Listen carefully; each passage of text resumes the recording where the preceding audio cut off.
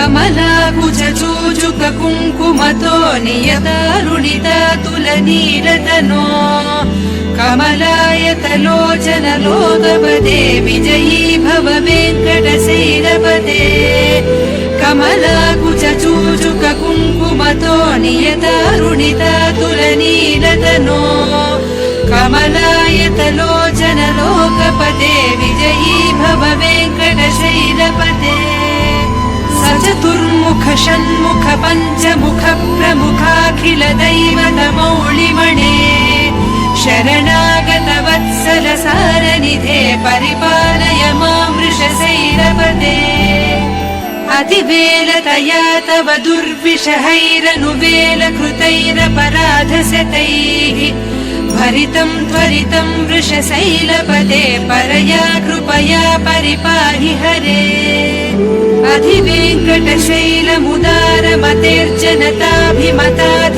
अधिवेङ्कटशैलमुदारमतेर्जनताभिमताधिकदानरतात्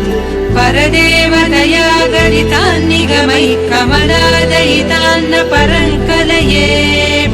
कलवेणुरवावस गोपवधूसतकोटिवृतात् स्मरकोटिसमात् प्रतिवल्लविकाभिमतात् सुखदात् वसुदेव सुतान्न परङ्कलये अभिराम गुणाकरदासरथे जगदेक धनुर्धर धीरमते रघुनायक राम रमेश विभो वरदो भवदेव दया जलधे अवनीतनया कमनीय करं रजनीकर चारुमुखाम्बुरुहम् रजनीचर राजतमो मिहिरं महनीयमहं रघुराममये सुमुखं सुहृदं सुलभं सुखदं स्वनुजं च सुखाय ममोघशरम् अपहाय रघूत्वहमन्यमहं न कथञ्चन जातु भजे विना वेङ्कटेशं न नाथो न नाथः सदा वेङ्कटेशं स्मरामि स्मरामि हरे वेङ्कटेश प्रसीद प्रसीद प्रियं वेङ्कटेश प्रयच्छ प्रयच्छ विना वेङ्कटेशं न नाथो न नाथः सदा वेङ्कटेशं स्मरामि स्मरामि हरे वेङ्कटेश प्रसीद प्रसीद प्रियं वेङ्कटेश प्रयच्छ प्रयच्छ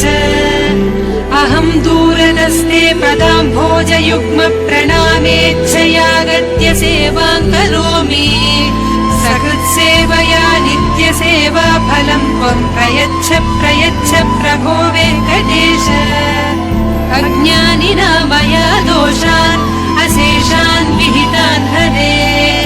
क्षमस्व त्वं शेषशैलशिखामणे अज्ञानिना मया दोषान् अशेषान् विहितान् हरे क्षमस्व त्वं शेषशैलशिखामणे।